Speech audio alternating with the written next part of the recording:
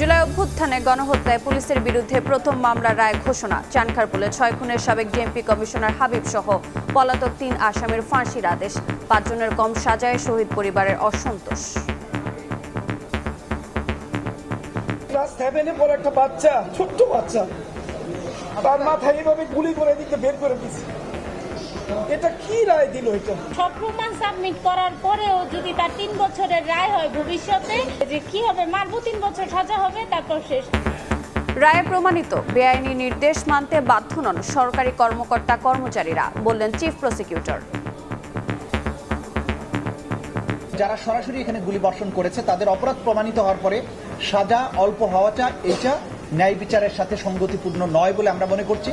সে কারণে আমরা মনে করছি যে এটা আপিল করা প্রয়োজন। কোনো বেআইনি কমান্ড মানতে রাষ্ট্রের কোনো কর্মকর্তা কর্মচারী বাধ্য নয়। দেখছিলেন প্রধান শিরোনাম। দুপুরের সময়ের সঙ্গে আছে আমি রোজা চৌধুরী।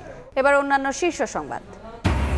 নির্বাচনী পরিবেশ বিঘ্নিত করতে পেশিশক্তির প্রভাব খাটাচ্ছে একটি দল। কুষ্টিয়ায় জামাত আমির ক্ষমতায় গেলে নারীদের জন্য নিরাপদ কর্মস্থল নিশ্চিতের প্রতিশ্রুতি।